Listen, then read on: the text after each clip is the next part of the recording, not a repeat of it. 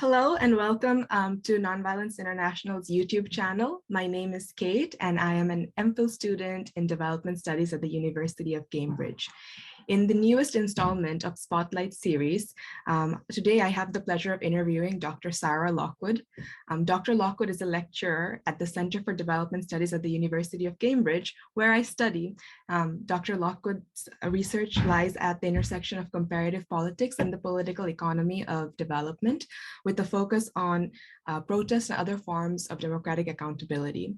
Outside her academic work, she's also a research affiliate at the Institute for Democracy, Citizenship, and Public Policy in Africa at the University of Cape Town, and a senior consultant on Southern Africa for the London-based political consultancy Menace Associates. Dr. Lockwood holds a PhD in African Studies and Government from Harvard University. Thank you to Dr. Lockwood for joining us this morning or evening or afternoon, depending on wherever you're streaming in from the audience. So with that, Dr. Lockwood, I'd love to tell our audience a little bit more about your background, perhaps starting from your upbringing and childhood, and what kind of social environment you grew up in and how that feeds into the work you do today. Sure. So I was born in Zimbabwe. I did a lot of my schooling here in the UK. And then since that, I've moved around a lot. So I've lived in China, I've lived in Romania, South Africa, various other parts of Africa, as well as the United States for the past 12 years. And really my interest in what I study academically is political violence, particularly protests, and the ways in which this can be used to hold governments accountable and to push for desired change. The way that I got into that was really through journalism. So I started as a journalist initially in China, and then I moved to Cape Town. And while I was in Cape Town, I began to specialize in the study of political violence. Or in the covering, the reporting of political violence. And that included sort of everything from protests through to gang violence, through to eventually, when I left Cape Town, war reporting. And so this has been something that I've been really focused on, but I gradually became frustrated with covering these things from a journalistic angle, because as a journalist, you have very limited space to write. So you're often writing 500, 800 words on something that has a really complex background and there's a lot going on. And I wanted to understand it more. I wanted to understand what led groups and individuals to turn to violence, when it was a useful strategy for groups, when it wasn't a useful strategy, and how we could set up our political institutions so that violence wasn't a necessary or a useful strategy for certain groups of people, right? To promote kind of non-violent forms of democratic accountability to the greatest extent possible. So that was when I decided to leave journalism and to move into academia. And that took me to the United States. I studied at Columbia University in New York. I came back to the UK and did a master's at Oxford, and then to Harvard, where I did my PhD. And sort of throughout all of that academic period, I've really been focused on understanding violence, when violence is a useful strategy for democratic accountability, and when it isn't. Thanks for that, Prof. I just called you Professor because you're my professor, but also I want to refer to you as Dr. Lockwood for the sake of the interview. It sounds like the academic experience and pursuit of yours is very much driven from real life experiences in terms of your international journalism work. I'm curious, as compared to being a journalist versus being an academic, you mentioned how you're able to think about some issues more deeply. Could you comment more on perhaps how you relate to academic work in terms of communicating your ideas to a large audience? Mm-hmm. So, I mean, this is something that I feel very strongly about, and I think often as academics, we're not very good at it. So often as academics, we research things, we gain, really deep expertise on a region or a substantive issue, and we publish in journals, and they're academic journals, and they're read by other academics, and we publish books that are read by other academics, and the findings often don't get translated over to the kind of broader public or the policy world. So it's something that I put a lot of emphasis on, and I do it in a number of ways. So one of the ways in which I do it is through my consultancy work, where I work with different clients from around the world on different issues, and I'm able to use my kind of academic knowledge and expertise to help them think through whatever it is, whether it's an investment decision or a policy decision or whatever's sort of going on there. Another thing that I do, and I believe is really important, is trying to make sure that findings and analysis make their way into more traditional media. So there's a fantastic organization called The Conversation, and they actually specialize in helping academics to write journalistic style pieces for public consumption. And that's the sort of work that I think is really important, whether it's writing for blogs, whether it's writing for newspapers, but trying to use what it is you know, and what it is that you have, the kind of experience and the findings you have academically into the public sphere. And then the final thing that I think is really important is a lot of my research takes place with communities.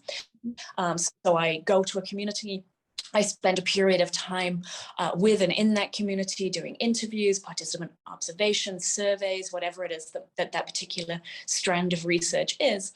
And often what happens is academics then leave and they write up these, and the community don't know the results of the research that they were a key part in. So whenever I work in a community, I try to ensure that I go back, that we hold a community meeting at which I feed back, effectively what I found in a format that is a little bit less academic than just handing everybody an academic article. And partly it's so that I can say, does this sound right for you? Have I understood your issues and your goals and your strategies correctly? And partly it's so that they know what research is being done, what conclusions are being found, and those might be helpful for them. So within the world of activism, sometimes we have run day-long workshops in communities where I've gone in together with other academics, policymakers, activists, to talk about kind of what is the latest research on the best ways to use social media as activists, or the best ways to stay safe as activists. And we bring together academic research, often something that I've been working on if I'm the one organizing it, but also other people's academic research, and then experts from other forms of activism in civil society. That's so interesting to hear about your engagement with different stakeholders. And I'm wondering how each stakeholder often in meetings like this, you mentioned investment decisions, you mentioned so activist groups, communities, each have different types of interests. And when you are working in a collaborative space like that, how do you reach out to people with different interests? And how have you found that experience overall? So in general, certainly within the world of activism, sort of broadly speaking, I found people very willing and even keen to collaborate. There's a long history in activism of collaboration within countries, but also globally. There are a lot of historical roots and networks that have supported activism in different countries. And so I've always found people really keen to collaborate. As you say, right, everybody has slightly different goals in a collaboration, everybody has slightly different interests in a collaboration, and that can be a little tougher to balance. Often balancing that is about being very clear upfront, right? So making sure everybody knows, here is what the goal of whatever it is we're doing, and this is what that's going to look like. But yeah, I've always found different communities really keen to come together and to learn from each other and to share the knowledge that they've gained through their own activism. That's excellent. So diving a bit deeper into your research work in specific, I'm wondering if perhaps some of the topics we discussed in our class in social movements, protests, and development had to do with why people mobilize to begin with. And for everyone who didn't get a chance to attend the class, would you kindly tell us about what current scholarship says about why people mobilize? Sure. So, I mean, there's a lot of theories about why people mobilize, and the theories have sort of changed and developed over time. But the sort of broad understanding, if we go back to Mansa Olson, is that people will mobilize, people will join in and take to the streets, if you like. If we're talking about a protest that looks like a very traditional sort of protest, so a large group of people taking to the streets to protest over some sort of an issue. And Mansa Olson says people will turn out to that protest if the costs of doing that are outweighed by the benefits. So basically, if it is more beneficial to them than it is costly. And costs of joining a protest vary, but we can think about things like financial costs. So it might cost money to get a bus or to drive to the location of the protest. You might also be losing money if you have to take a day off work. There might also be sort of time costs. So you're literally giving up time to join this protest, and that is time you could have used for something else, whether that's work or family responsibilities or going out with friends. So that's another cost. There are also often physical costs. So protesting, standing up for a long period of time can be exhausting. It can be very tiring. There might be the risk of violence. There might be the risk of arrest from the state. So all of these are costs, and all of these are sort of reasons people might not turn out to a protest.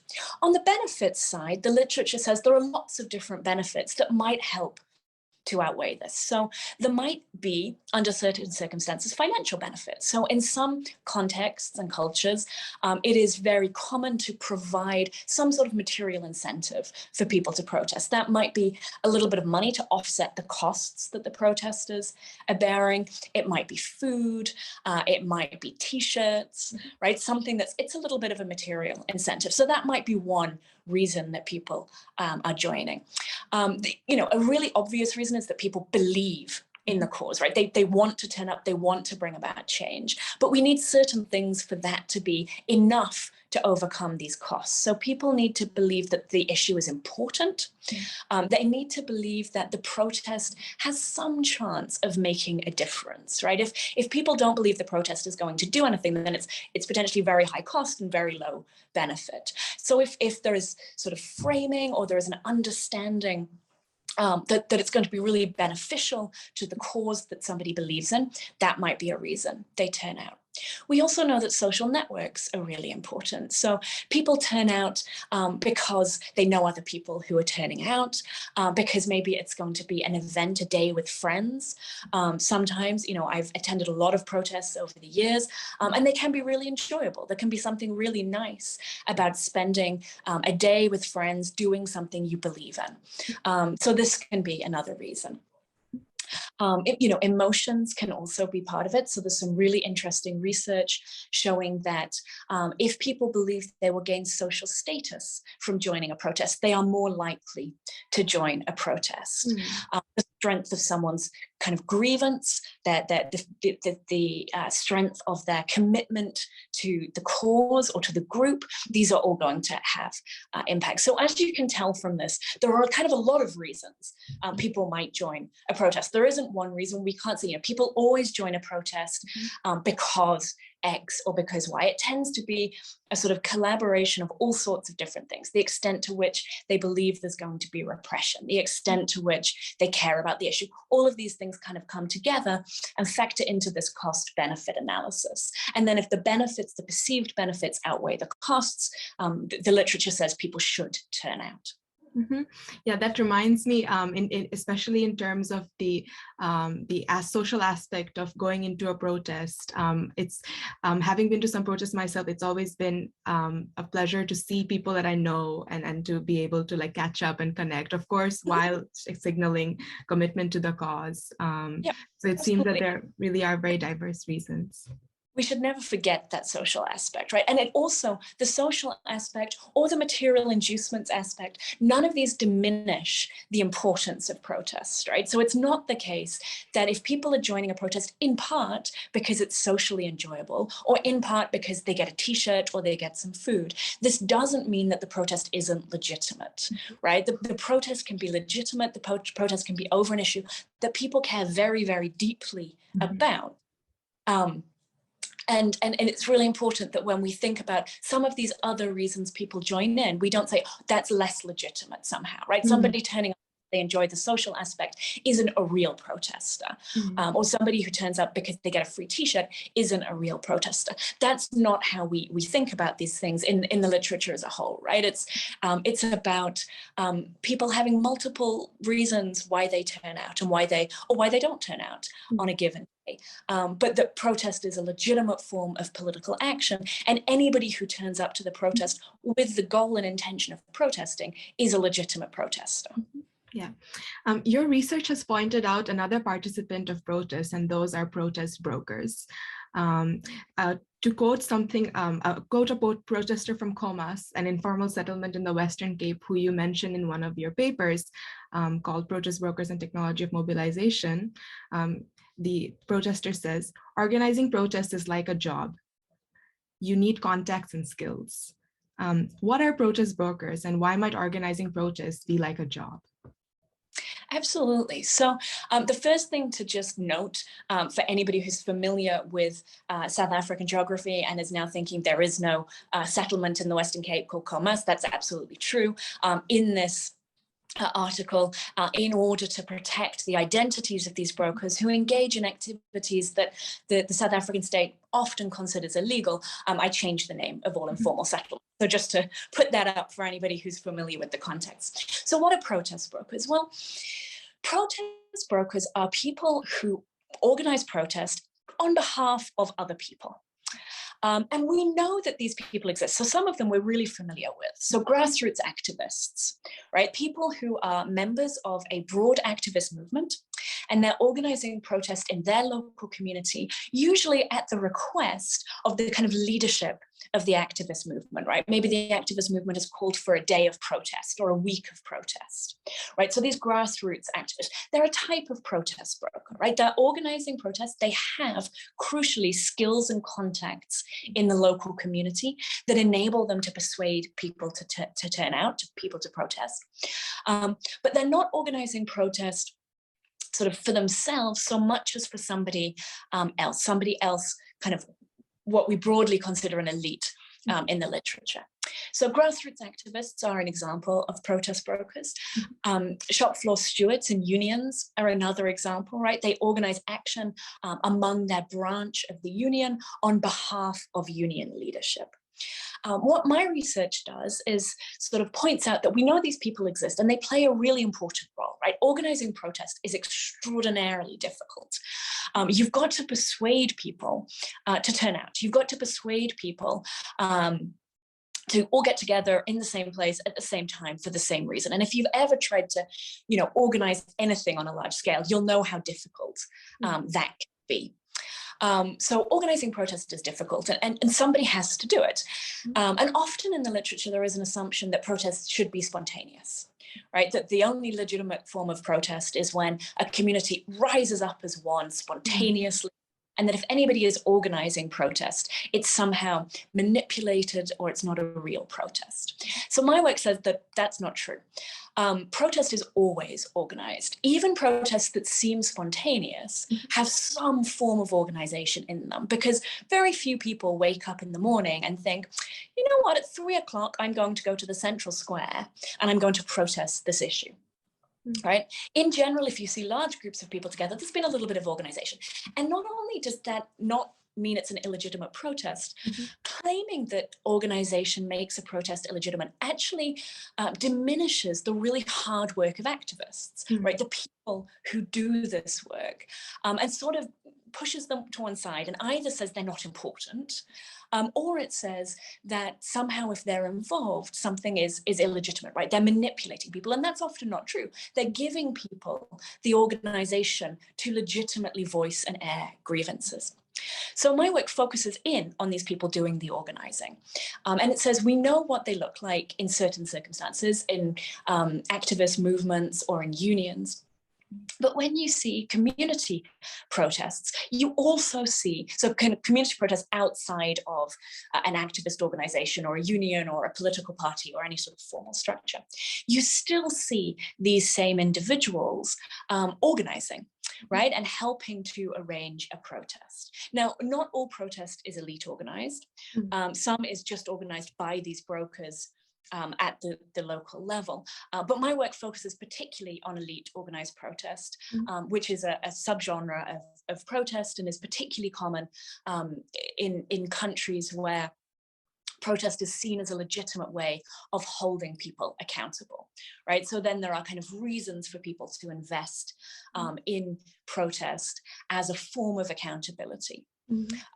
So that's what I'm focusing on, these kind of, the way that we organize protest at the local level, broadly speaking, but with a particular focus on when that happens at the request of somebody higher up, whether that's a member of a political party, whether it's a member of an activist group, whether it's a member of a union, but that sort of leadership. So organizing protest really takes a lot of work against this assumption that it's spontaneous. I'm curious about what the literature says around violence. Why is it that some protests turn violent? Yeah, so this is another really complicated question, and there are a lot of answers. So broadly speaking, we can think about a few reasons protests might become violent. So one is strategy.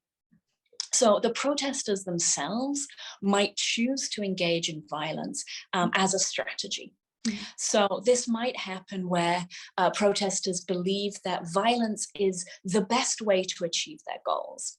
And it might be that violence is a way of getting media attention. So if it's a protester, maybe a group have been protesting over an issue for days or weeks or months or even years, and getting no response, there might be a decision taken among the protesters that actually this needs to be ratcheted up. We need to get media attention, and a good way of getting media attention is violence at a protest. And bear in mind, violence at a protest covers a wide range of things. So it covers, setting tires on fire. It covers throwing stones. It covers property damage, right the way up to damage and violence against people. But, strategically, there might be a benefit to one or multiple forms of violence. It's more likely to get media attention. It might be more likely to get the attention of the people you're trying to put pressure on. It might also put pressure on the people you're trying to put pressure on, right? It makes it a more urgent thing they need to address immediately. So one of the ways that protests might become violent, or one of the reasons protests might become violent, is strategy. It can be seen under certain circumstances as a good way of bringing about the change you're trying to do. And then there are ways that protests can become violent that aren't about strategy. So it might be that within the people turning out to protest, there are groups or individuals, whether within the movement or a fringe group of the movement, or actually not associated with the movement at all, who engage in violence, right? And they might do that for their own personal reasons. So they might want to engage in looting and start property damage to kind of start looting. And they're sort of using the protest as a cover for that looting. You sometimes see a dynamic in which people try to settle scores with other individuals, and again, using the kind of cover of a big protest to do that, and that might result in violence against people. You can also get people coming in to deliberately cause violence, to discredit a movement. And those might be members of rival organizations or people opposed to the thing that the movement is about. It can and often is also members of the state. And they come in and they create violence, they start violence. So for example, they might throw a stone at the police, and that leads the police to respond with violence, which might, then turns this into a violent protest. And that can be done by these organizations, as a way of discrediting the movement by saying, no, look, they're just a violent group of thugs, right? So that's another way we can get violence. And then finally, the kind of other big route to violence we see is repression by the state. So when we talk about protests being violent, we often label a protest violent if there is any violence at all at it, not necessarily violence on the part of the protesters. So if it's a repressive state and they come and they repress the protest, they maybe use tear gas or water cannons or stun grenades, that can turn a protest violent. Either, even if the protesters don't respond with violence, we might still see it as a violent protest because the images are of violence, but it can also lead protesters to engage in violence as a form of self-defense and pushing back against this repression, right? So that there are several different ways, from sort of strategy to dynamics within the protest itself to the response of the state. Thanks for outlining that, especially the situations in which violence can actually promote political aims. You mentioned how it can put pressure on the powers or the people, decision makers that protesters are trying to demand change from. At Nonviolence International, of course, we are very committed to nonviolence and promoting nonviolence around the world for the sake of justice, peace, and environmental sanity. However, is our view a bit misguided? In other words, are violent protests more effective than nonviolent ones? So this is a big debate in the literature. And in general, I think the literature, for the most part, sees nonviolent protest as a very effective strategy. So I certainly don't think Nonviolence International is misguided. I think A, nonviolent protest can be very, very effective, and B, it's a very good goal, right? We don't want to be promoting violence.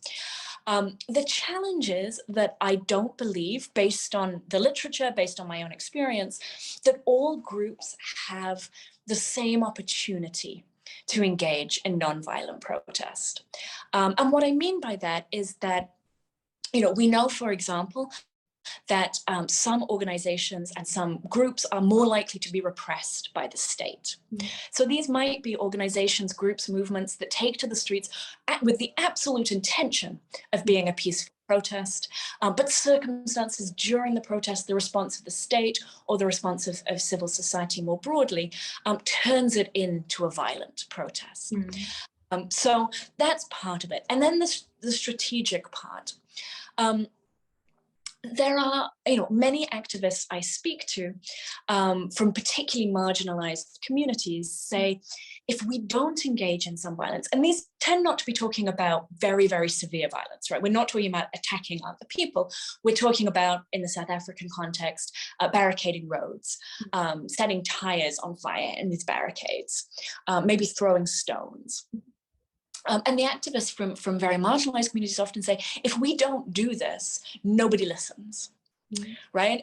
If there's a protest from kind of wealthy South Africans in the center of Cape Town, it gets a lot of attention, people pay attention. If there is a protest out here in our community, in our informal settlement, we don't get media attention, we might not even get the local councillor coming down. And if we're trying to demand, say, basic services, sanitation, housing, we can protest for days and no one's going to pay any attention. And so for these groups and for these activists, something I hear over and over again is that limited strategic violence can be useful. I don't think that's something we want to aim for as a goal. And I think it shows that something is broken in the system, right? When the best way that a group thinks it has to hold, say, government accountable for basic services, things it should be providing, is to engage in violent protests, right? To me, that suggests something is broken down in the system. But in that context, I can see and I can understand why engaging in some limited forms of violence, right? Not violence against people, but some limited forms of violence might be a positive strategic choice. That's very interesting, especially in terms of the nuance between violence directed at the state or violence directed at other people versus violence for the sake of drawing attention, such as the examples you mentioned from Southern Africa. I'm curious, moving into some of the research that you do in the University of Cape Town under the Political Parties in Africa project. You've looked at how protests and violence bear on the quality of democracies. Can you tell us more about the project and what are your major findings? Yeah, I mean, so I have a number of projects, and some of them look at accountability more broadly, right? So political protest as one form of accountability, alongside things like contacting councillors, signing petitions, meeting with party representatives. And this research generally shows that protest can be a very effective form of accountability. And this is particularly the case in countries where other forms of accountability are perhaps weaker. So the state might be authoritarian, or it might not function as well. So it might, you might be in a rural area where access to the state and to the kind of more traditional forms of accountability, like contacting elected representatives or even just voting, just aren't an option for you. So protest is both, across Africa, is both a commonly used method of democratic accountability. It is a commonly used way of pushing for change. And there is some good evidence that it can be effective. It's not always effective. We know that, from any country in the world, but that it can be an effective way of doing that. There's also some evidence that whether people choose to engage in protest or choose to engage in, say, contacting local councillors is affected by the type of political system. So I have some research with a co-author where we found that in majoritarian systems where so systems where you vote and the person with the highest number of votes in your area wins the elected position. You usually have smaller districts and you know who your elected representative, right? You voted for them, or if you didn't vote for them, you know who they are because there's kind of one of them, they're at this very local level. That in these sort of situations, people are more likely to contact elected representatives when they have an issue than to protest. In proportional representation systems where you vote and there's usually a list and a certain number of people represent a district, and it can be a lot harder to work out who your elected representative is in any given area, we find that people are more likely to protest.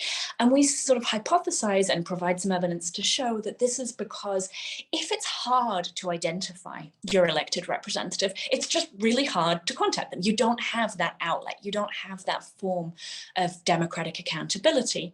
And so what you're kind of left with is protest. And protest is more diffuse, right? You're protesting against a kind of potentially large group of people, maybe the state as a whole. But under circumstances where it's harder to engage in these other forms of democratic accountability, protest becomes really, really useful as a tool. One actor that can be very difficult to hold accountable, especially in today's world, are corporations. So my colleague for the Spotlight series, Nimesh, recently interviewed Magali Likoli, who is a labor rights activist organizing poultry workers in Northwest Arkansas in the United States. In her interview, Magali talked about the economic and political power that big corporations have and how workers can hold them accountable through labor organizing. To what extent do the theories that you mentioned about democratic accountability towards governments apply to corporations that might treat workers or their environmental or social responsibility poorly? Yeah, so there's a lot of overlap, or a lot of ways in which we can use some of the same theories. So kind of broadly speaking, the paper that I was just talking about with the co-author says that if there are other ways to hold people accountable, people will use them. And when there aren't other ways to do this, right, to hold them accountable, to bring about change, whatever it is that you're trying to do, then protest is a useful tactic. And you can see that with corporations, right? If a corporation has a set of procedures that enable employees to raise issues, to get the issues really dealt with, to push for change if they want or need change. So for example, changes in maternity policies or paternity policies in terms of leave or pay equity or whatever it is that you're trying to bring about change, right? If a company has really good structures set up to listen to its workers and to bring about this sort of change, then those will be used, and then sort of need for things like strikes may be less necessary, right? Labor organizing still has a role to play. So it's not that you don't need labor organizing in this scenario, but it plays a role through